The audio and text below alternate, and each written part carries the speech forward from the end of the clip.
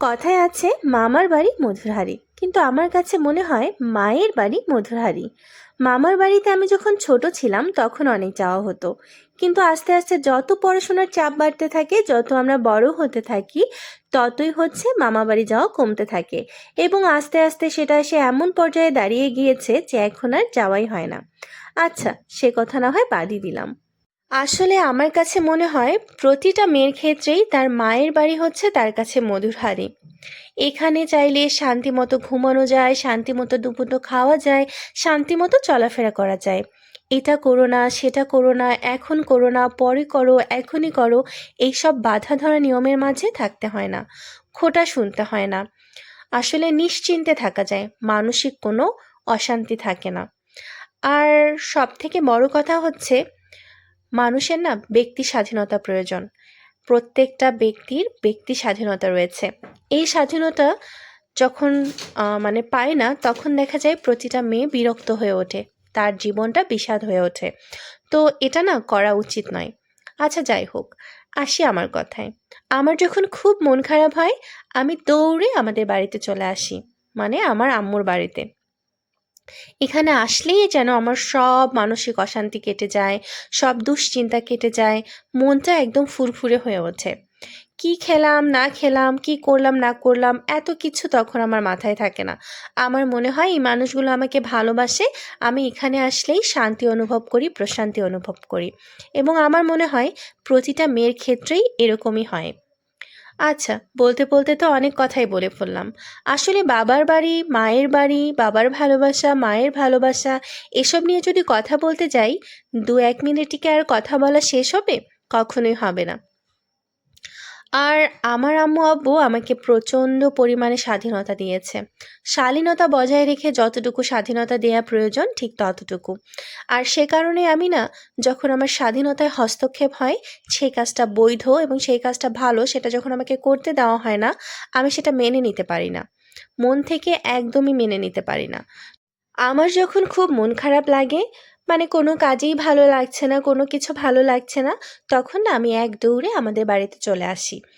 আমার বাড়ি কুড়িগ্রামে, আর আমার আম্মুর বাড়ি নাজিম খান উপজেলায়। তো কি হয়, অল্প একটু সময়ের মধ্যে আমি চলে আসতে পারি এবং না থাকলেও সারাটা দিন আমার আম্মু আব্বুর সাথে কাটিয়ে গেলেও আমার মনটা অনেক ভালো লাগে।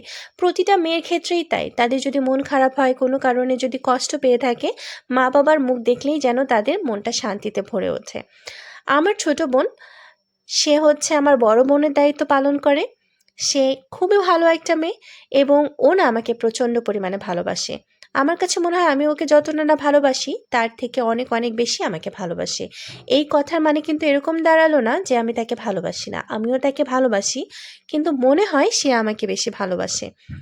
আর আমার যখন কোনো আনন্দের মুহূর্ত হয়, আমি চেষ্টা করি আমার হাজবেন্ডের সময় কিছুটা সময় কাটাই এবং সাথে সাথে আমার আম্মু আব্বু এবং আমার ছোট বোনের সাথেও কিছুটা সময় কাটাই।